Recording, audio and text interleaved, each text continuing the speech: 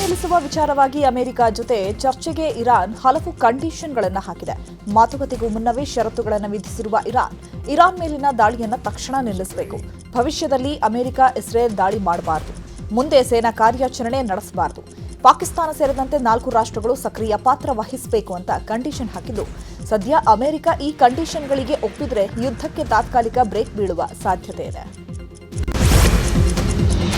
Iran Hormuz ಜಲಸಂಧಿ ಬಂದ್ ಮಾಡಿದ ಹಿನ್ನೆಲೆ ಅಮೆರಿಕ ಇರಾನ್ನ ಪ್ರಮುಖ ದ್ವೀಪವಾಗಿರುವ ಖಾರ್ಗ್ ದ್ವೀಪವನ್ನು ವಶಪಡಿಸಿಕೊಳ್ಳೋಕೆ ಸಕಲ ತಂತ್ರಗಳನ್ನು ಮಾಡ್ತಿದೆ. ಈ ಮೂಲಕ ಇರಾನ್ ಪಡೆಯನ್ನು ಸಂಪೂರ್ಣವಾಗಿ ದುರ್ಬಲಗೊಳಿಸೋದಕ್ಕೆ ಅಮೆರಿಕ ಪ್ಲಾನ್ ಮಾಡಿಕೊಂಡಿರೋದು. ಆದರೆ ಈ ರೀತಿಯ ಬೆಳವಣಿಗೆಯಿಂದಾಗಿ ಮತ್ತಷ್ಟು ಯುದ್ಧದ ಭೀಕರತೆ ಹೆಚ್ಚಾಗೋ ಸಾಧ್ಯತೆ ಇದ್ದು ವಿಶ್ವದಾದ್ಯಂತ ಮತ್ತಷ್ಟು ಅನಿಲ ಸಮಸ್ಯೆ ಉಂಟಾಗೋ ಲಕ್ಷಣಗಳಿದೆ ಎನ್ನಲಾಗ್ತಿದೆ. ಅಮೆರಿಕ ಅಧ್ಯಕ್ಷ ಡೊನಾಲ್ಡ್ ಟ್ರಂಪ್ ನೀತಿ ಖಂಡಿಸಿ 50 ರಾಜ್ಯಗಳು ಒಟ್ಟಾಗಿ ಪ್ರತಿಭಟನೆ ನಡೆಸಿದ್ದಾರೆ. ನೋ ಕಿಂಗ್ಸ್ ರ್ಯಾಲಿ ಹೆಸರಿನಲ್ಲಿ ಬೃಹತ್ ಪ್ರತಿಭಟನೆ ನಡೆಸಲಾಗಿದೆ. ಟ್ರಂಪ್ ಅವರ ಸರ್ವಾಧಿಕಾರಿ ಧೋರಣೆ ಖಂಡಿಸಿ 50 ರಾಜ್ಯಗಳಲ್ಲಿ ಸುಮಾರು 3200 ಪ್ರೋಗ್ರಾಂಗಳನ್ನು ಮಾಡಲಾಗಿದೆ. ನ್ಯೂಯಾರ್ಕ್ನಲ್ಲಿ ಟ್ರಂಪ್ ಅಧ್ಯಕ್ಷ ಸ್ಥಾನದಿಂದ ಕೆಳಗಿಳಿಬೇಕು ಅಂತ ಆಗ್ರಹಿಸಿ ಟ್ರಂಪ್ ಪ್ರತಿಕೃತಿಗಳ ಮೇಲೆ ದಾಳಿಯನ್ನು ನಡೆಸಿ ಜನರು ಪ್ರತಿಭಟನೆಯನ್ನು ಮಾಡಿದ್ದಾರೆ. ಸೌದೆ ಒಲೆಯಲ್ಲಿ ಅಡುಗೆ ಮಾಡಿದ್ದಕ್ಕೆ ಮನೆ ಓನರ್ ಬಾಡಿಗೆದಾರರನ್ನ ಖಾಲಿ ಮಾಡಿಸಿದ್ದಾರೆ. ಬ್ಯಾಟರಾಯನಪುರ ವಿಧಾನಸಭಾ ಕ್ಷೇತ್ರದ ಅಶ್ವಥ್ ನಗರದಲ್ಲಿ ಘಟನೆ ನಡೆದಿರೋದು. ಸೌದೆ ಒಲೆಯಲ್ಲಿ ಅಡುಗೆ ಮಾಡಿದ್ರೆ ಪೇಂಟಿಂಗ್ ಹಾಳಾಗಿ ಹೋಗುತ್ತೆ, ಸೌದೆ ಒಲೆಯಲ್ಲಿ ಅಡುಗೆ ಮಾಡಬೇಡಿ ಅಂತ ಓನರ್ ಬಾಡಿಗೆದಾರರಿಗೆ ಹೇಳಿದ್ರಂತೆ. ಆದರೆ ಓನರ್ ಮಾತು ಕೇಳದೆ ಬಾಡಿಗೆದಾರರು ಸೌದೆ ಒಲೆಯಲ್ಲಿ ಅಡುಗೆ ಮಾಡಿದ್ದಾರೆ. ರಾತ್ರೋರಾತ್ರಿಯೇ ಮನೆ ಖಾಲಿ ಮಾಡುವಂತೆ ಓನರ್ ಹೇಳಿದ್ದಕ್ಕೆ ಬಾಡಿಗೆದಾರ ಕಂಗಾಲಾಗಿದ್ದಾರೆ. ಗಲ್ಫ್ ರಾಷ್ಟ್ರಗಳಲ್ಲಿ ಯುದ್ಧ ಹಿನ್ನೆಲೆ ವಿಜಯನಗರದಲ್ಲಿ ಏಕಾಏಕಿ ಆಟೋ ಎಲ್ಪಿಜಿ ಗ್ಯಾಸ್ ಬೆಲೆಯನ್ನ ಗ್ಯಾಸ್ ಬಂಕ್ ಮಾಲೀಕರು ಏರಿಸಿದ್ದಾರೆ. 15 ರೂಪಾಯಿ ದರ ಏರಿಕೆ ಮಾಡಿರುವುದಕ್ಕೆ ಕಂಗಾಲಾದ ಆಟೋ ಚಾಲಕರು ಗ್ಯಾಸ್ ಬಂಕ್ ಮುಂದೆಯೇ ಪ್ರತಿಭಟನೆ ಮಾಡಿದ್ದಾರೆ. ಬಳಿಕ ಪೊಲೀಸರು ಗ್ಯಾಸ್ ಬಂಕ್ ಮಾಲೀಕರಿಗೆ ಎಚ್ಚರಿಕೆ ನೀಡಿದ ಬೆನ್ನಲ್ಲೇ ಏಜೆನ್ಸಿ ಮಾಲೀಕರು ಬೆಲೆ ಏರಿಕೆಯ ಆದೇಶವನ್ನು ವಾಪಸ್ ಪಡೆದುಕೊಂಡಿದ್ದಾರೆ. ಗ್ಯಾಸ್ನ ಏಕಾಏಕಿ 100 ರೂಪಾಯಿ ಮಾಡಿದ್ರು. ಅದಕ್ಕೆ ವಿರುದ್ಧವಾಗಿ ಹೊಸಪೇಟೆಯಲ್ಲಿ ಇಂದು ಎಐಟಿಯುನ ಆಟೋ ಚಾಲಕ ಸಂಘಟನೆ ನೇತೃತ್ವದಲ್ಲಿ ಹೋರಾಟ ಮಾಡ್ತೀವಿ ಅಂತೇಳಿ ಪೊಲೀಸ್ ಇಲಾಖೆ ಗಮನಕ್ಕೆ ತಂದಾಗ ತಕ್ಷಣ ಎಚ್ಚೆತ್ತಂತ ಪೊಲೀಸ್ ಇಲಾಖೆ ಮತ್ತು ಆಹಾರ ಸರಬರಾಜು ಇಲಾಖೆ ಸಂಬಂಧಪಟ್ಟಂಥ ಬಂಕ್ನ ಮ್ಯಾನೇಜರ್ಗಳ ಹತ್ರ ಮಾತಾಡಿ ಇವತ್ತು ರೇಟನ್ನು ಯಥಾಸ್ಥಿತಿ ಕಾಪಾಡಬೇಕು ಅಂತೇಳಿ ಮತ್ತು 84-85 ರೂಪಾಯಿಗೆ ಸ್ಟಿಕ್ ಆನ್ ಮಾಡ್ತಿದ್ದಾರೆ. ಸೊ ಹಂಗಾಗಿ ಯಾರು ಹೊಸಪೇಟೆ ಆಟೋ ಚಾಲಕರು ಹೆಚ್ಚು ಹಣ ಕೊಟ್ಟು ಗ್ಯಾಸ್ ತೊಗೊಳ್ಳೋಂಥ ಅವಶ್ಯಕತೆ ಇಲ್ಲ. ಏನು 84-85 ರೂಪಾಯಿ ಅಷ್ಟು ಮಾತ್ರ ನೀವು ಕೊಟ್ಟು ಗ್ಯಾಸನ್ನು. ಇರಾನ್ ಇಸ್ರೇಲ್ ನಡುವಿನ ಯುದ್ಧದ ಎಫೆಕ್ಟ್ ಹಿನ್ನೆಲೆ ಕಲಬುರಗಿ ಜಿಲ್ಲೆಯ ಆಳಂದ ಪಟ್ಟಣದಲ್ಲಿ ಸಿಲಿಂಡರ್ಗಾಗಿ ಜನರು ಸಾಲು ಕಟ್ಟಿ ನಿಂತಿದ್ದಾರೆ. ರಸ್ತೆ ಮೇಲೆಯೇ ಮಲಗಿ ಸಿಲಿಂಡರ್ಗಾಗಿ ಜನರು ಏಜೆನ್ಸಿ ಮುಂದೆ ಕಾದು ಕುಳಿತಿರೋದು. ಮತ್ತೊಂದು ಕಡೆ ಆಳಂದ ಪಟ್ಟಣದ ಸುಲ್ತಾನ್ಪುರ ಏರಿಯಾ ಏಕಾಂತರಾಮಯ್ಯ ಮಂದಿರ, ಮಹಾದೇವರ ಮಂದಿರ ಬಳಿ ಜನರು ಸಿಲಿಂಡರ್ಗಾಗಿ ಕ್ಯೂ ನಿಂತಿದ್ದಾರೆ. ಪ್ರಧಾನಿ ಮೋದಿ ಅವರ 132ನೇ ಮನ್ ಕಿ ಬಾತ್ ಕಾರ್ಯಕ್ರಮ ಇವತ್ತು ಪ್ರಸಾರವಾಯಿತು. ಮನ್ ಕಿ ಬಾತ್ನಲ್ಲಿ ಗಲ್ಫ್ ರಾಷ್ಟ್ರಗಳ ಯುದ್ಧದ ಬಗ್ಗೆ ಮೋದಿ ಮಾತನಾಡಿತು. ಯುದ್ಧದ ಸಮಯದಲ್ಲಿ ಗಲ್ಫ್ ರಾಷ್ಟ್ರಗಳು ಭಾರತೀಯರಿಗೆ ಸಹಾಯ ಮಾಡಿವೆ. ಭಾರತೀಯರಿಗೆ ನೆರವಾಗಿದ್ದಕ್ಕೆ ಗಲ್ಫ್ ರಾಷ್ಟ್ರಗಳಿಗೆ ಧನ್ಯವಾದ ಅಂತ ಮೋದಿ ಹೇಳಿದರು.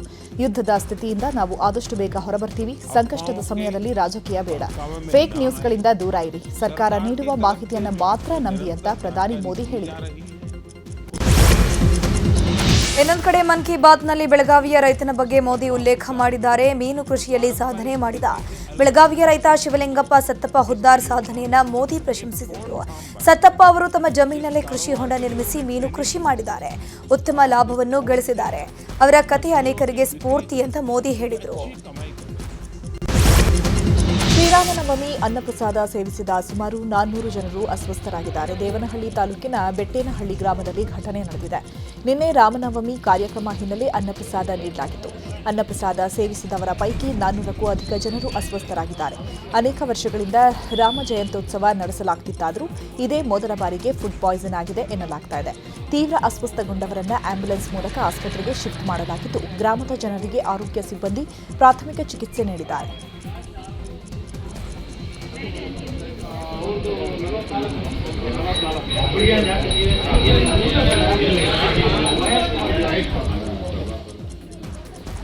ಇನ್ನು ಆಸ್ಪತ್ರೆಗೆ ಭೇಟಿ ನೀಡಿ ಜಿಲ್ಲಾ ಆರೋಗ್ಯಾಧಿಕಾರಿ ಲಕ್ಕಾ ಕೃಷ್ಣಾರೆಡ್ಡಿ ಅಸ್ವಸ್ಥಗೊಂಡವರ ಆರೋಗ್ಯ ವಿಚಾರಿಸಿದ್ದಾರೆ. ಬಳಿಕ ಮಾತನಾಡಿದ ಅವರು ಪ್ರಸಾದ ಸೇವಿಸಿದ ಬಳಿಕ ಕೆಲವರಿಗೆ ವಾಂತಿ, ಬೇಧಿ, ಸುಸ್ತು ಹೆಚ್ಚಾಗಿದೆ. ಗ್ರಾಮದಲ್ಲಿ 400 ಜನರಿಗೆ ಆರೋಗ್ಯ ಏರುಪೇರಾಗಿದೆ. ಸದ್ಯಕ್ಕೆ ಆಸ್ಪತ್ರೆಯಲ್ಲಿ ಚಿಕಿತ್ಸೆ ನೀಡಲಾಗ್ತಾ ಇದೆ. ಈ ಗ್ರಾಮಸ್ಥರು ಸೇವಿಸಿದ ಅನ್ನಪ್ರಸಾದದ ಸ್ಯಾಂಪಲ್ನ ಟೆಸ್ಟಿಂಗ್ ಕಳಿಸಿದ್ದೇವೆ. ಅಡುಗೆ ತಯಾರಿಕೆಗೆ ಬಳಸಿರುವ ನೀರನ್ನು ಕೂಡ ಟೆಸ್ಟಿಂಗಿಗೆ ಕಳುಹಿಸಲಾಗಿದೆ. ರಿಪೋರ್ಟ್ ಬಂದ ಬಳಿಕ ಮುಂದಿನ ಕ್ರಮ ಕೈಗೊಳ್ಳಲಾಗುತ್ತೆ ಅಂತ ಹೇಳಿದರು. ರಾತ್ರಿ 10 ಗಂಟೆಯಿಂದ ಸಿಂಪ್ಟಮ್ಸ್ ಅಂದರೆ ಹೊಟ್ಟೆ ನೋವು, ಹೊಟ್ಟೆಯಲ್ಲಿ ಕ್ರ್ಯಾಂಪ್ ಬರೋದು, ವಾಮಿಟಿಂಗ್ ಅಂದರೆ ವಾಂತಿ ಬಂದಂಗೆ ಮತ್ತು ಆ ಥರ ಎಲ್ಲ ಸಿಂಪ್ಟಮ್ಸ್ ಸ್ಟಾರ್ಟ್ ಆಗಿದೆ. ಅರೌಂಡ್ ಊರಲ್ಲಿ ಕೇಳಿದ ಪ್ರಕಾರ 400 ಜನ ಸೇವಿಸಿದ್ದಾರೆ. ಅದರಲ್ಲಿ ಒಂದು 60 ಜನ ನಮ್ಗೆ ಅಪ್ರೋಚ್ ಆಗಿದ್ದಾರೆ ಬೆಳಗ್ಗೆ ಇವತ್ತು 10 ಗಂಟೆಯಿಂದ. ಅದರಲ್ಲಿ ನಾವು 11 ಜನಕ್ಕೆ IV ಫ್ಲೂಯಿಡ್ಸ್ ಹಾಕಿಬಿಟ್ಟು ಟ್ರೀಟ್ಮೆಂಟ್ ಕೊಡ್ತಾ ಇದ್ವಿ ಅದೇಶ್ನಹಳ್ಳಿ PHCಯಲ್ಲಿ. 4 ಜನ ಮಣಿಪಾಲ್ ಹಾಸ್ಪಿಟಲ್ ದೊಡ್ಡಬಳ್ಳಾಪುರದಲ್ಲಿ ಅಡ್ಮಿಷನ್ ಆಗಿದೆ, ಅದರಲ್ಲೂ ಎಲ್ಲ ಚೇರಿಸ್ಕೊಂಡಿದ್ದಾರೆ. ಮಿಕ್ಕಿದವರೆಲ್ಲ OPD ಪೇಷಂಟಲ್ಲಿ ಕೊಟ್ಟಿದ್ವಿ. ಯಾರಿಗೆ OPDಯಲ್ಲಿ ಟ್ರೀಟ್ಮೆಂಟ್ ಕೊಟ್ಬಿಟ್ಟು ಮಿಕ್ಕಿದವರಿಗೆ ಇನ್ಪೇಷಂಟ್ ಬೇಕಾದರೆ ನಾವು ಅವಶ್ಯಕತೆ ಏನಿಲ್ಲ. ಪ್ರತಿ ವರ್ಷ ಶ್ರೀರಾಮ ಜಯಂತಿ ಪ್ರಯುಕ್ತ ವರ್ಷ ಅನ್ನಪ್ರಸಾದ ಮಾಡ್ತಾನೆ ಇದ್ದರು. ಅದೇ ರೀತಿ ಈ ವರ್ಷವೂ ಗ್ರಾಮಸ್ಥರೆಲ್ಲ ಸೇರಿಕೊಂಡು ಮಾಡಿದ್ದಾರೆ. ಬಟ್ ನಿನ್ನೆ ಏನಾಗಿದೆ ಅಂತ ಗೊತ್ತಿಲ್ಲ. ಕೆಲವರಿಗೆ ಫುಡ್ ಪಾಯ್ಸನ್ ಆಗಿದೆ, ವಾಮಿಟು, ಲೂಸ್ ಮೋಷನ್ ಆಗಿದೆ.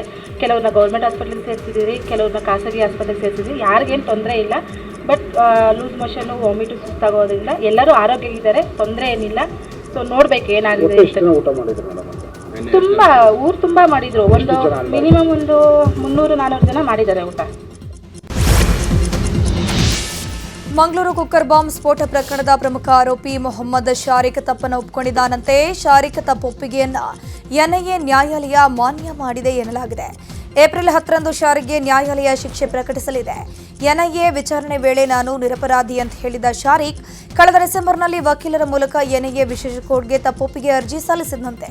ಶಾರಿಕ್ ತಪ್ಪೊಪ್ಪಿಗೆ ಅರ್ಜಿಯನ್ನು NIA ಕೋರ್ಟ್ ಮಾನ್ಯ ಮಾಡಿದೆ. ದಾವಣಗೆರೆ ಬೈ ಎಲೆಕ್ಷನ್ ವಿಚಾರವಾಗಿ ಮಾತನಾಡಿದ BY ವಿಜಯೇಂದ್ರ, ದಾವಣಗೆರೆ ದಕ್ಷಿಣ ಕ್ಷೇತ್ರದ ಮತದಾರರು ಬದಲಾವಣೆ ಬಯಸ್ತಾ ಇದ್ದಾರೆ. ಸುದೀರ್ಘ ಕಾಂಗ್ರೆಸ್ ಹಿಡಿತದಲ್ಲಿದ್ದರೂ ಯಾವುದೇ ಅಭಿವೃದ್ಧಿ ಕೆಲಸ ಆಗಿಲ್ಲ. ಹಣಬಲ, ತೋಳ್ಬಲ ಲೆಕ್ಕಿಸದೆ ಬಿಜೆಪಿ ಅಭ್ಯರ್ಥಿ ಗೆಲ್ಲಿಸುವ ಚರ್ಚೆ ಸಾರ್ವಜನಿಕರಲ್ಲಿ ಆಗ್ತಾ ಇದೆ. ಶ್ರೀನಿವಾಸ ದಾಸಕರಿಯಪ್ಪ ಗೆಲ್ಲಿಸಿದ್ರೆ ಎಲ್ಲಾ ಸಮಾಜಕ್ಕೂ ನ್ಯಾಯ ಸಿಗುತ್ತೆ ಎಂಬ ಚರ್ಚೆ ಇದೆ. ಈ ಬಾರಿ ದಾವಣಗೆರೆ ದಕ್ಷಿಣದಲ್ಲಿ NDA ಅಭ್ಯರ್ಥಿ ಶ್ರೀನಿವಾಸ್ ಗೆಲ್ತಾರೆ ಎಂಬ ವಿಶ್ವಾಸ ಇದೆ ಅಂತ ಹೇಳಿದರು.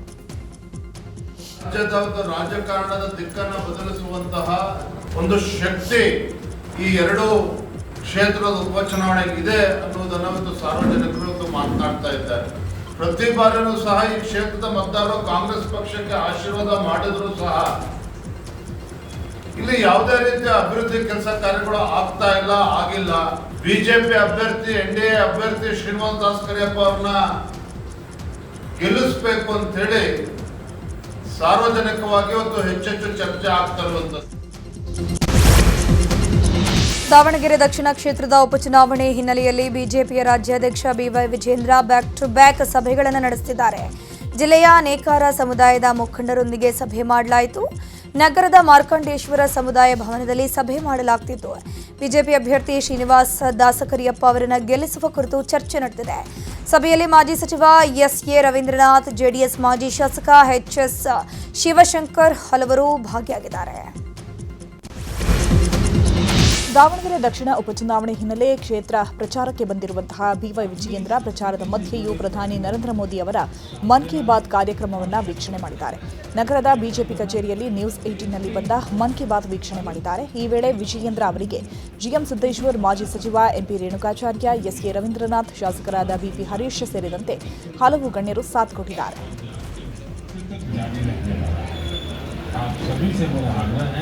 कि अपनी संस्कृति से जुड़े पहलुओं को सामने लाएं और संगठन ये संगठन देश के युवाओं को अलग पढ़ने का अवसर भी मिला, इनसे पता चलता है. ದಾವಣಗೆರೆ ದಕ್ಷಿಣ ವಿಧಾನಸಭಾ ಉಪಚುನಾವಣೆ ರಂಗೇರಿದ್ದು ಬಿಜೆಪಿ ಅಭ್ಯರ್ಥಿ ಶ್ರೀನಿವಾಸ್ ದಾಸಕರಿಯಪ್ಪ ಭರ್ಜರಿ ಪ್ರಚಾರ ಮಾಡ್ತಾ ಇದ್ದಾರೆ. ದಕ್ಷಿಣ ಕ್ಷೇತ್ರದ ರಾಜೀವ್ ಗಾಂಧಿ ಬಡಾವಣೆ, SM ಕೃಷ್ಣನಗರ, SPS ನಗರದಲ್ಲಿ ಅದ್ದೂರಿ ಪ್ರಚಾರ ನಡೆಸಿದ್ರು. ಈ ವೇಳೆ ಮಹಿಳೆಯರು ಶ್ರೀನಿವಾಸ್ಗೆ ಆರತಿ ಬೆಳಗ್ಗೆ ದೃಷ್ಟಿ ತೆಗೆದಿದ್ದಾರೆ. ಇನ್ನು ಇದೇ ವೇಳೆ ಶ್ರೀನಿವಾಸ್ ಪತ್ನಿ ಸಂಧ್ಯಾ ಕೂಡ ಮಹಿಳೆಯರ ಬಳಿ ಮತಯಾಚನೆ ನಡೆಸಿದ್ರು.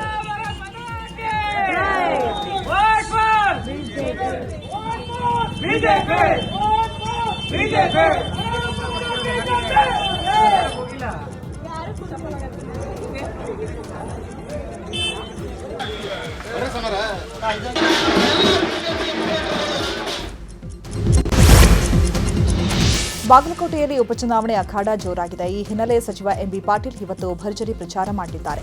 ಪ್ರಚಾರಕ್ಕೂ ಮುನ್ನ ಸುದ್ದಿಗೋಷ್ಠಿ ನಡೆಸಿ ಮಾತನಾಡಿದ ಎಂಬಿ ಪಾಟೀಲ್, ಮೇಟಿ ಅವರ ಅಕಾಲಿಕ ನಿಧನದಿಂದ ಈ ಉಪಚುನಾವಣೆ ಬಂದಿದೆ. ನಾವು ನುಡಿದಂತೆ ನಡೆದಿದ್ದೇವೆ, ಅದರ ಜೊತೆಗೆ ಅಭಿವೃದ್ಧಿ ಕೂಡ ಮಾಡ್ತಿದ್ದೇವೆ. ಎರಡೂ ಕ್ಷೇತ್ರಗಳಲ್ಲೂ ದೊಡ್ಡ ಅಂತರದಲ್ಲಿ ಗೆಲುವು ಸಾಧಿಸುತ್ತೇವೆ ಅಂತ ಹೇಳಿದರು. ನಮ್ಮ ಕಾಂಗ್ರೆಸ್ ಪಕ್ಷ ಯಾವಾಗಲೂ ನುಡಿದಂತೆ ನಡೆದಿದೆ. ಇವತ್ತು ಮೋದಿಯವರ ಥರ ನಾವು ಸುಮ್ಮನೆ ಸುಳ್ಳನ್ನು ಹೇಳಿ ಜನರನ್ನ ಮೋಸ ಮಾಡುವಂಥ ಕೆಲಸ ಮಾಡಿಲ್ಲ. ಅವರ ಎಜೆಂಡಾ ಕೇವಲ ಧರ್ಮದ ಹೆಸರ ಮೇಲೆ, ಜಾತಿಯ ಹೆಸರ ಮೇಲೆ ಒಂದು ಸಹ ರಾಜಕಾರಣ ಮಾಡುವಂಥದ್ದು. ನಮ್ಮ ಕಾಂಗ್ರೆಸ್ ಪಕ್ಷ ನಾವೆಲ್ಲರೂ ಕೂಡ ಇವತ್ತು ಸಹ ಒಂದು ಸಂಘಟಿತವಾಗಿ ಈ ಚುನಾವಣೆಯನ್ನು ಎದುರಿಸ್ತಾ ಇದ್ದೀವಿ. ಅಲ್ಲಿ ದಾವಣಗೆರೆ ಮತ್ತು ಇಲ್ಲಿ ಬಾಗಲಕೋಟೆ ಈ ಎರಡೂ ಚುನಾವಣೆಯಲ್ಲಿ ಇವತ್ತು ಸಹ ನಾವು ಬಹಳ ದೊಡ್ಡ ಅಂತರದಿಂದ ಚುನಾವಣೆಯನ್ನು ಗೆಲ್ತೀವಿ. ನಮ್ಮ ಕಾಂಗ್ರೆಸ್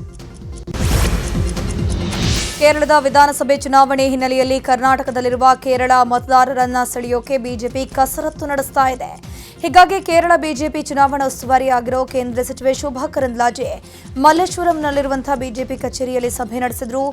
ರಾಜ್ಯದಲ್ಲಿರುವ ಕೇರಳ ಮತದಾರರ ಜೊತೆಗೆ ಮಹತ್ವದ ಸಭೆ ನಡೆಸಿದ್ದಾರೆ.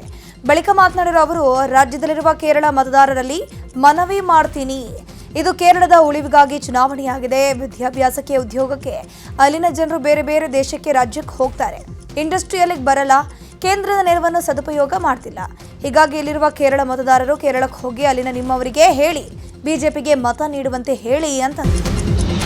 ಬೆಂಗಳೂರಿನ ಜೈಲಿನ ವಿಡಿಯೋ ಮತ್ತೆ ವೈರಲ್ ಆಗಿದೆ. ಜೈಲಿನ ಒಳಗೆ ಮೊಬೈಲ್, ಟಿವಿ ಜೊತೆಗೆ ನೆಟ್ಫ್ಲಿಕ್ಸ್ನಂತಹ ಐಷಾರಾಮಿ ಸೌಲಭ್ಯಗಳನ್ನು ಕೈದಿಗಳು ಎಂಜಾಯ್ ಮಾಡ್ತಿದ್ದಾರೆ ಅನ್ನುವಂಥ ವಿಡಿಯೋ ಸೋಷಿಯಲ್ ಮೀಡಿಯಾದಲ್ಲಿ ಓಡಾಡ್ತಾ ಇದೆ. ಈ ಸೌಲಭ್ಯಗಳನ್ನು ಅಲೋಕ್ ಕುಮಾರ್ ಅವರೇ ಒದಗಿಸಿದ್ದಾರೆ ಅಂತ ವಿಡಿಯೋದಲ್ಲಿ ಕೈದಿಗಳು ಹೇಳಿದ್ದಾರೆ. ಸದ್ಯ ಈ ವಿಡಿಯೋ ಬಗ್ಗೆ ದೂರು ದಾಖಲಾಗಿದ್ದು ಪೊಲೀಸರು ತನಿಖೆ ಮುಂದುವರೆಸಿದ್ದಾರೆ. ಸೆಂಟ್ರಲ್ ಜೈಲಿನ ವಿಡಿಯೋ ವೈರಲ್ ಆಗ್ತಿದ್ದಂತೆ ಜೈಲಾಧಿಕಾರಿಗಳು ಪರಿಶೀಲನೆ ಮಾಡಿದ್ರು. ಇದೇ ವೇಳೆ ಕೈದಿಗಳನ್ನ ಅಕ್ಷರಗಳ ಆಧಾರದ ಮೇಲೆ ಬ್ಯಾರಕ್ಗೆ ಶಿಫ್ಟ್ ಮಾಡಲಾಗ್ತಾ ಇದೆ. ಉದ್ದೇಶಪೂರ್ವಕವಾಗಿಯೇ ಕೈದಿಗಳು ವಿಡಿಯೋ ಬಿಟ್ಟಿದ್ದಾರೆ ಎನ್ನಲಾಗಿದೆ. ದರ್ಶನ್, ನಬಿ ಹಾಗೂ ಎಂಡ್ರೋಸ್ ಎಂಬ ಮೂವರು ಕೈದಿಗಳು ಬೇಕಂತಾನೆ ಈ ಕೃತ್ಯ ಮಾಡಿದ್ದಾರಂತೆ. ಸದ್ಯ ಪರಪ್ಪನಗ್ರಹಾರ ಠಾಣೆಯಲ್ಲಿ ಮೂವರ ವಿರುದ್ಧ ಕೇಸ್ ದಾಖಲಾಗಿದ್ದು ಮೂವರನ್ನ ಕ್ವಾರಂಟೈನ್ ಸೆಲ್ಗೆ ಶಿಫ್ಟ್ ಮಾಡಲಾಗಿದೆ. ಜೈಲಲ್ಲಿ ಮೊಬೈಲ್ಗಳಲ್ಲಿ ಕೈದಿಗಳು ಮಿಂಗಲ್ ಹಾಕೊಂಡಿದ್ದು ಜೈಲಿನಲ್ಲಿ ಕೈದಿಗಳು ಎಲ್ಲೆಲ್ಲ ಬಚ್ಚಿಡ್ತಾರೆ ಅನ್ನೋದು ಪರಿಶೀಲನೆ ಮಾಡಿದ್ದಾರೆ. ಈ ವೇಳೆ ಒಂದು ವಿಚಾರ ಬಯಲಾಗಿದೆ. ಏನಪ್ಪಾ ಅಂತಂದ್ರೆ, ಕೈದಿಗಳು ಜೈಲಿನಿಂದಲೇ ವಿಡಿಯೋ ಮಾಡಿ ಹರಿಬಿಟ್ಟ ಬೆನ್ನಲ್ಲೇ ಕೇಂದ್ರ ಕಾರಾಗೃಹದ 9ನೇ ಬ್ಯಾರಕ್ನಲ್ಲಿ ಅಧಿಕಾರಿಗಳು ತಪಾಸಣೆಯನ್ನ ಮಾಡಿದ್ರು. ಈ ವೇಳೆ ಬಳಸಿದ ಹಾಲಿನ ಪ್ಯಾಕೆಟ್ಗಳಲ್ಲಿ ಸುತ್ತಿ ಮೊಬೈಲ್, ಡ್ರೈನೇಜ್ ನೀರು ಹೋಗೋ ಜಾಗದಲ್ಲಿ ಮುಚ್ಚಿಟ್ಟಿರೋದು ಕಂಡಿದೆ. ಅಧಿಕಾರಿಗಳು ಆರೋಪಿಗಳ ಕೈಯಿಂದಲೇ ಮೊಬೈಲ್ ಅನ್ನು ಹೊರಗಡೆ ತೆಗೆಸಿದ್ದಾರೆ.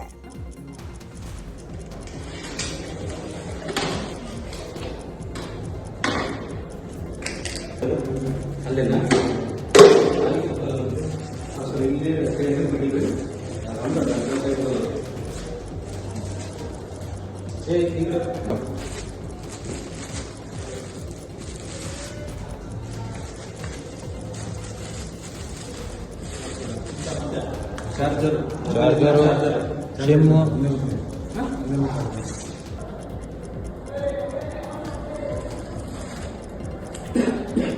ಎಷ್ಟಿದೆ ಅಷ್ಟು ತೆಗೆದ್ಬಿಡು. ಮತ್ತೆ ತೆಗಿಸ್ತಾನ ಬೂದಿ ತೆಗೆದ್ಬಿಡ.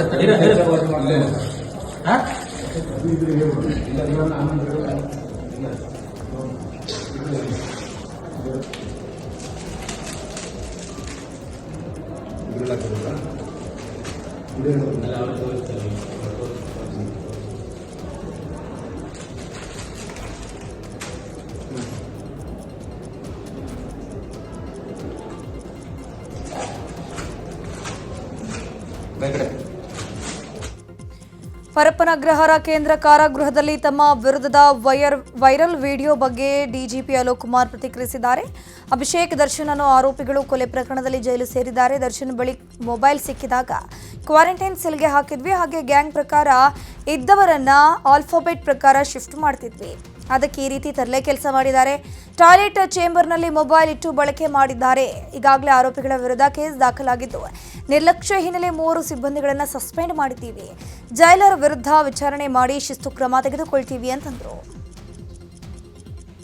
ಇವನು ಅಭಿ ಒಬ್ಬ ಇದ್ದಾನೆ, ಅವನು ಇದು ಹೆನ್ನೂರು ಬಂಡೆ ಮರ್ಡರ್ ಕೇಸ್ನಲ್ಲಿ 2.5 ವರ್ಷ ಹಿಂದೆ ಅವನು ವಿಘ್ನೇಶ್ ಯಾರು ಬಹುಶಃ ಇದ್ದಾನೆ. ಆ ಒಂದು ಮರ್ಡರ್ನಲ್ಲಿ ಅವನು, ದರ್ಶನ್ ಮತ್ತೊಬ್ಬ ರಕ್ಷಿತ್ ಇವೆಲ್ಲ ಇದ್ದು. ರಕ್ಷಿತ್ ಈಗ ಅವನು ಹೊರಗಡೆ ಹೋಗಿದ್ದಾನೆ. ಈ ಒಂದು ಅನ್ನ ದರ್ಶನ್ ಅವನು ಕೂಡ ಅಲ್ಲೇ ಇದ್ದಾನೆ. ಸೊ ದರ್ಶನ್ದು ಆ ದಿವಸ ಅವನ ಕಡೆ ಮೊಬೈಲ್ ಸಿಕ್ಕಿತ್ತು, ಅದಕ್ಕಾಗಿ ಅವನಿಗೆ ಶಿಫ್ಟ್ ಅಲ್ಲಿ ಕ್ವಾರಂಟೈನ್ ಬ್ಯಾರಕ್ಕೆ ಮಾಡಿದ್ದೀವಿ. ಅದೊಂದು ತರಲೆ ಮಾಡಕ್ಕೆ ಒಂದು ಅದು ಏನಿದೆ ಈ ಫೋನ್ ಏನಿದೆ ಮತ್ತೆ ಯಾರು ಜೈಲರ್ ಇದ್ರು ಅವ್ರಿಗೆ ಕೂಡ ಅವ್ರ ಮೇಲೆ ನಾವು ವಿಚಾರಣೆ ಮಾಡ್ತೀವಿ. ಬಿಎಸ್ಟಿಎಲ್ ಮುಕುಂದ ಸುಮಿ ಕಾರ್ಖಾನೆಗಳ ವಿಸ್ತರಣೆಗೆ ವಿರೋಧ ವ್ಯಕ್ತವಾಗಿದೆ. ಕೊಪ್ಪಳ ಬಚಾವು ಆಂದೋಲನ ಸಮಿತಿ ಕೊಪ್ಪಳ ಪರಿಸರ ಹಿತರಕ್ಷಣಾ ವೇದಿಕೆಯಿಂದ ಅನಿರ್ದಿಷ್ಟಾವಧಿ ಮುಷ್ಕರ ನಡೆಸ್ತಾ ಇದೆ. ಇದೀಗ ಪ್ರತಿಭಟನೆ 150ನೇ ದಿನಕ್ಕೆ ಕಾಲಿಟ್ಟಿದೆ. ಇವತ್ತು ಕೊಪ್ಪಳದ ಅಶೋಕ ವೃತ್ತದಲ್ಲಿ ಬೃಹತ್ ಮಾನವ ಸರಪಳಿ ನಿರ್ಮಿಸಿದ ಪ್ರತಿಭಟನಾಕಾರರು ವಿಸ್ತರಣೆ ಆಗಬಾರದು ಅಂತ ಹೇಳಿದರು. ಕಾರ್ಖಾನೆ ಬಾಧಿತ ಪ್ರದೇಶದಲ್ಲಿ ಆರೋಗ್ಯ ಸಮೀಕ್ಷೆಯಾಗಬೇಕು, ಹೆಚ್ಚುವರಿ ಕಾರ್ಖಾನೆಗಳು ಬೇಡ, ಪರಿಸರ ಹಾನಿ ಉಂಟು ಮಾಡುವ ಕಾರ್ಖಾನೆಗಳನ್ನು ಮುಚ್ಚಬೇಕು ಅನ್ನೋ ಆಗ್ರಹ ಕೇಳಿಬಂತು. ಕೆರೆ ಜನ ಜಾನುವಾರುಗಳಿಗೆ ಮುಕ್ತಗೊಳಿಸಿ, 10 ಲಕ್ಷ ಜನರ ಆರೋಗ್ಯ ಕಷ್ಟಗಳನ್ನು ಬಿಡುವುದಿಲ್ಲ. ಕಾರ್ಖಾನೆ ಬಾಧಿತ ಕೊಪ್ಪಳದ ಹಳ್ಳಿಗಳಿಗೆ ಮುಖ್ಯಮಂತ್ರಿಗಳಿಗೆ, ಕಾರ್ಖಾನೆ ಬಾಧಿತ ಹಳ್ಳಿಗಳಿಗೆ ಕೃಷಿ ಸಚಿವರೇ ಭೇಟಿ ಕೊಡಿ. 28 ದಿವಸ ಇದ್ದಿದ್ದು ಕೃಷಿ ಪರಿಸರ ಕಾರ್ಖಾನೆಗಳನ್ನು ಸೀಜ್ ಮಾಡಿ 1.5 ಲಕ್ಷ ಜನರ ಆರೋಗ್ಯ ಕಷ್ಟಗಳನ್ನು ಬಿಡುವುದಿಲ್ಲ. ಅದಕ್ಕೆ ಜಯವಾಗಲಿ. ಆನ್ಲೈನ್ ಟ್ರೇಡಿಂಗ್ ಇನ್ವೆಸ್ಟ್ಮೆಂಟ್ ಹೆಸರಲ್ಲಿ ಕೋಟಿ ವಂಚನೆ ನಡೆದಿದೆ. ಫೇಸ್ಬುಕ್ನಲ್ಲಿ ಬಂದ ಜಾಹೀರಾತು ನಂಬಿದ ವ್ಯಕ್ತಿಯೊಬ್ಬರು ಬರೋಬ್ಬರಿ 1,28 ಲಕ್ಷ ರೂಪಾಯಿ ಕಳ್ಕೊಂಡಿದ್ದಾರೆ. ಚಿಕ್ಕಮಗಳೂರು ಜಿಲ್ಲೆ ಕಡೂರು ತಾಲೂಕಿನ ಶಿವಪುರ ಗ್ರಾಮದ ಕಲ್ಲೇಗೌಡ ಅನ್ನೋರು ಮೋಸ ಹೋಗಿದ್ದಾರೆ. ಫೇಸ್ಬುಕ್ನಲ್ಲಿ ಬಂದಿದ್ದ EFIIERS ಎಂಬಂತಹ ಟ್ರೇಡಿಂಗ್ ಜಾಹೀರಾತು ನಂಬಿದ ಕಲ್ಲೇಗೌಡ ಹಂತವಾಗಿ 1.28 ಕೋಟಿ ರೂಪಾಯಿ ಹೂಡಿಕೆ ಮಾಡಿದ್ರು. ಯಾವುದೇ ಲಾಭಾಂಶ ನೀಡದ ಹಿನ್ನೆಲೆ ಹಾಕಿದ ಹಣವನ್ನಾದರೂ ವಾಪಸ್ ತಗೊಳ್ಳೋಣ ಅಂತ ಹೋದಾಗ ಮೋಸ ಹೋಗಿರೋದು ಬೆಳಕಿಗೆ ಬಂದಿದೆ. ವಂಚನೆಗೆ ಒಳಗಾದ ಕಲ್ಲೇಗೌಡ ಈಚೆಗ ಚಿಕ್ಕಮಗಳೂರು CEN ಠಾಣೆಯಲ್ಲಿ ದೂರನ್ನ ಕೊಟ್ಟಿದ್ದಾರೆ. ಹುಬ್ಬಳ್ಳಿಯ ಜವಳಿ ಸಾಲಿನಲ್ಲಿರುವಂತಹ ಎಲೆಕ್ಟ್ರಿಕ್ ಅಂಗಡಿಯಲ್ಲಿ ಕಳ್ಳರು ಕೈಚಳಕ ತೋರಿದ್ದಾರೆ. 6.62 ಲಕ್ಷ ರೂಪಾಯಿ ಮೌಲ್ಯದ ವಸ್ತುಗಳನ್ನು ಕದೀಮರು ಕದ್ದು ಎಸ್ಕೇಪ್ ಆಗಿದ್ದಾರೆ. ಕ್ಯಾಶ್ ಕೌಂಟರ್ನಲ್ಲಿದ್ದ 5.60 ಲಕ್ಷ ರೂಪಾಯಿ ನಗದು ಜೊತೆಗೆ 1 ಲಕ್ಷ ಮೌಲ್ಯದ ಪೂಜಾ ಸಾಮಗ್ರಿಗಳು ಹಾಗೂ ಶಾಪ್ನಲ್ಲಿದ್ದ ಮೊಬೈಲ್ ಕಳ್ಳತನ ಮಾಡಿ ಎಸ್ಕೇಪ್ ಆಗಿದ್ದಾರೆ. ಚಾಮರಾಜನಗರದಲ್ಲಿ ಶೆಡ್ ಮೇಲೆ ಕಾಡಾನೆ ದಾಳಿ ಮಾಡಿ ಧ್ವಂಸ ಮಾಡಿದೆ. ಗುಂಡ್ಲುಪೇಟೆ ತಾಲೂಕಿನ ಮಂಚಹಳ್ಳಿ ಗ್ರಾಮದಲ್ಲಿ ಕಾಡಾನೆ ದಾಳಿ ನಡೆಸಿದ್ದು ಕಟಾವು ಮಾಡಿ ಶೆಡ್ನಲ್ಲಿ ಶೇಖರಿಸಿಟ್ಟಿದ್ದ ಟೊಮ್ಯಾಟೊ ಬೆಳೆಯನ್ನ ಕಾಡಾನೆ ನಾಶ ಮಾಡಿದೆ. ಮಂಜುನಾಥ್ ಅನ್ನೋರಿಗೆ ಸೇರಿದ ಜಮೀನಿನಲ್ಲಿನ ಬೆಳೆಯನ್ನ ಕಾಡಾನೆ ನಾಶ ಮಾಡಿದ್ದು ರೈತನಿಗೆ ಅಪಾರ ಪ್ರಮಾಣದ ಬೆಳೆ ನಷ್ಟವಾಗಿದೆ. ಆನೆಗಳ ಹಾವಳಿ ತಡೆಗಟ್ಟುವಂತೆ ಅರಣ್ಯಾಧಿಕಾರಿಗಳಿಗೆ ಆಗ್ರಹಿಸಿದ್ದು ಸೂಕ್ತ ಪರಿಹಾರ ನೀಡುವಂತೆ ಒತ್ತಾಯಿಸಿದ್ದಾರೆ.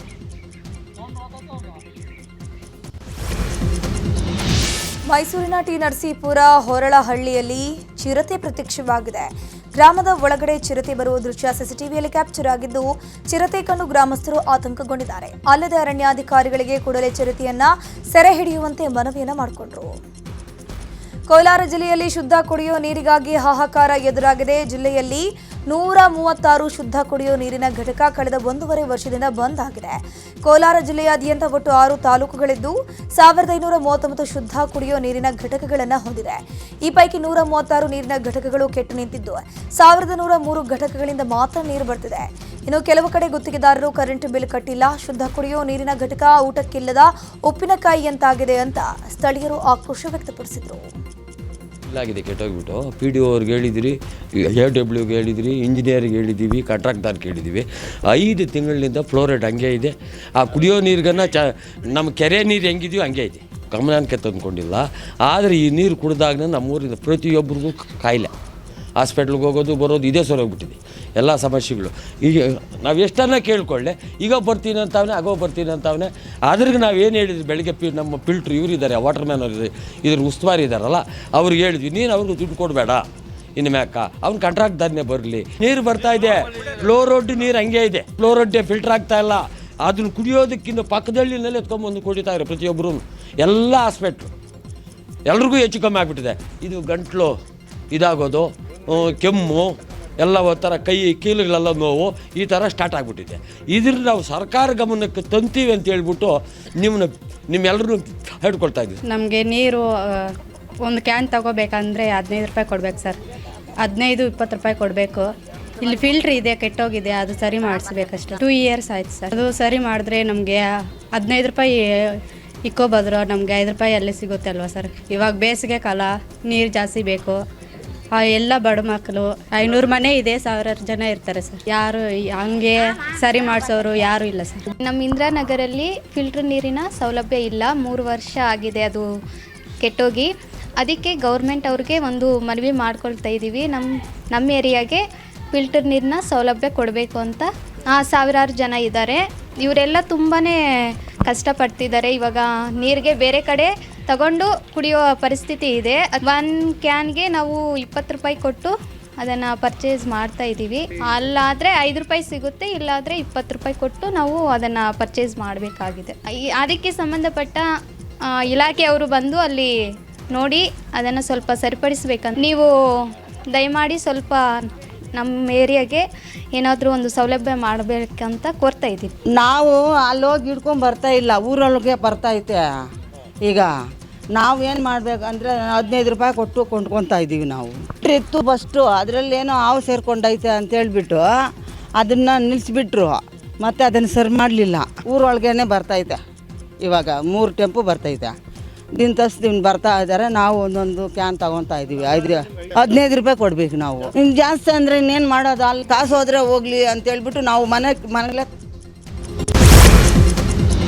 ಮಾಜಿ ಪ್ರಧಾನಿ ಎಚ್.ಡಿ. ದೇವೇಗೌಡ ಇವತ್ತು ತಮ್ಮ ಹುಟ್ಟೂರಿಗೆ ಆಗಮಿಸಿದ್ರು. ಹೊಳೆನರಸೀಪುರ ತಾಲೂಕಿನ ಬಸವನಾಯಕನಹಳ್ಳಿ ಗ್ರಾಮಕ್ಕೆ ಆಗಮಿಸಿದ ಎಚ್ಡಿಡಿ ತಮ್ಮ ತಂಗಿಯ ತಿಥಿ ಕಾರ್ಯದಲ್ಲಿ ಪಾಲ್ಗೊಂಡಿದ್ದರು. ಎಚ್.ಡಿ. ದೇವೇಗೌಡರ ತಂಗಿ ಜವರಮ್ಮ ಮಾರ್ಚ್ 19ರಂದು ವಿಧಿವಶರಾಗಿದ್ದರು. ಅಂದು ಎಚ್ಡಿಡಿ ದೆಹಲಿಯಲ್ಲಿದ್ದ ಕಾರಣ ಅಂತ್ಯಕ್ರಿಯೆಯಲ್ಲಿ ಪಾಲ್ಗೊಳ್ಳಲು ಆಗಿರಲಿಲ್ಲ. ಈ ಹಿನ್ನೆಲೆ ಇವತ್ತು ತಿಥಿ ಕಾರ್ಯಕ್ಕೆ ಆಗಮಿಸಿ ಸಮಾಧಿಗೆ ಪೂಜೆ ಸಲ್ಲಿಸಿದರು. ಪೂಜೆ ಸಲ್ಲಿಸುವಾಗ ಭಾವುಕರಾದ ದೇವೇಗೌಡರು ಕಣ್ಣೀರು ಹಾಕುತ್ತಲೇ ಪೂಜೆ ಸಲ್ಲಿಸಿದರು. ಡ್ರಾಮಾ ಜೂನಿಯರ್ ಖ್ಯಾತಿಯ ಸೂರಜ್ ಜೊತೆ ರೀಲ್ಸ್ ಮೂಲಕ ಖ್ಯಾತಿ ಪಡೆದ ಅಜ್ಜಿ ನಿಧನರಾಗಿದ್ದಾರೆ. ಉತ್ತರ ಕನ್ನಡದ ಯಲ್ಲಾಪುರದಲ್ಲಿ ರೀಲ್ಸ್ ಅಜ್ಜಿ ಲಕ್ಷ್ಮೀ ನಾಯಕ್ ವಯೋಸಹಜ ಕಾಯಿಲೆಯಿಂದಾಗಿ ನಿಧನರಾಗಿದ್ದಾರೆ. 93ನೇ ವಯಸ್ಸಿನಲ್ಲೂ ಲಕ್ಷ್ಮೀ ನಾಯಕ್ ಸಾಮಾಜಿಕ ಜಾಲತಾಣಗಳಲ್ಲಿ ಮಿಂಚಿದ್ದಾರೆ.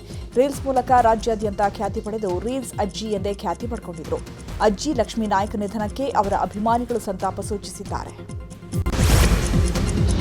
ತಮಿಳುನಾಡಿನಲ್ಲಿ ಚುನಾವಣಾ ಅಖಾಡ ರಂಗೇರಿದೆ. ಟಿವಿಕೆ ಮುಖ್ಯಸ್ಥ ವಿಜಯ್ 2026 ವಿಧಾನಸಭಾ ಚುನಾವಣೆಗೆ ಅಭ್ಯರ್ಥಿಗಳ ಪಟ್ಟಿಯನ್ನು ಪ್ರಕಟಿಸಿದ್ದಾರೆ. ವಿಜಯ್ 2 ಕ್ಷೇತ್ರಗಳಲ್ಲಿ ಸ್ಪರ್ಧಿಸುವುದಾಗಿ ಘೋಷಣೆ ಮಾಡಿದ್ದಾರೆ. ಪೆರಂಬೂರು ಹಾಗೂ ತಿರುಚಿ ಪೂರ್ವ ಕ್ಷೇತ್ರದಿಂದ ಸ್ಪರ್ಧೆ ಮಾಡುವುದಾಗಿ ತಿಳಿಸಿದ್ದಾರೆ.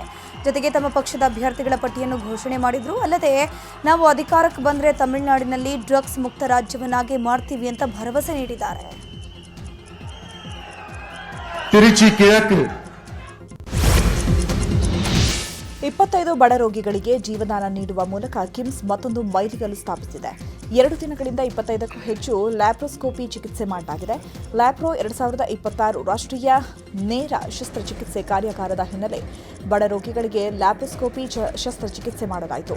ಖ್ಯಾತ ಲ್ಯಾಪ್ರೋಸ್ಕೋಪಿ ಶಸ್ತ್ರಚಿಕಿತ್ಸಾ ಪ್ರವರ್ತಕ ಡಾಕ್ಟರ್ ಸಿ ಪಳನಿವೇಲು ಸೇರಿದಂತೆ ದೇಶದ ಪ್ರಖ್ಯಾತ ನುರಿತ 30 ವೈದ್ಯರು ಈ ಕಾರ್ಯಾಗಾರದಲ್ಲಿ ಪಾಲ್ಗೊಂಡಿದ್ದರು. ದಕ್ಷಿಣ ಕಾಶಿ ನಂಜನಗೂಡು ಶ್ರೀಕಂಠೇಶ್ವರ ಸ್ವಾಮಿ ಜಾತ್ರಾ ಮಹೋತ್ಸವ ನಾಳೆ ನಡೆಯಲಿದೆ. ಈ ಹಿನ್ನೆಲೆ ಇವತ್ತು ಗರಳಪುರಿ ಉತ್ಸವದ ಕೊನೆಯ ದಿನ ಅಂಗವಾಗಿ ವಾಕಥಾನ್ ಆಯೋಜನೆ ಮಾಡಲಾಗಿದೆ. ನಂಜನಗೂಡು ದೇವಾಲಯದ ಉತ್ಸವ ಸಮಿತಿಯಿಂದ ವಾಕಥಾನ್ ನಡಿಗೆ ಆಯೋಜಿಸಲಾಗಿದ್ದು, ಶಾಸಕ ದರ್ಶನ್ ಧ್ರುವನಾರಾಯಣ್ ಚಾಲನೆ ನೀಡಿದರು. ಈ ನಡಿಗೆಯಲ್ಲಿ ಯೋಗಪಟುಗಳು, ವಿದ್ಯಾರ್ಥಿಗಳು, ಪೊಲೀಸ್ ಸಿಬ್ಬಂದಿ, ಮಹಿಳೆಯರು, ಪುರುಷರು, ರಾಜಕೀಯ ಮುಖಂಡರುಗಳು, ವಿವಿಧ ಸಂಘ ಸಂಸ್ಥೆ ಪದಾಧಿಕಾರಿಗಳು ಸೇರಿದಂತೆ ಸಾವಿರಾರು ಜನರು ಪಾಲ್ಗೊಂಡಿದ್ದರು. ನಂಜನಗೂಡು ಡಿವಿಎಸ್ಪಿ ಸಾಹೇಬ್ ರಘು ಸರ್ ಅವರಿಗೆ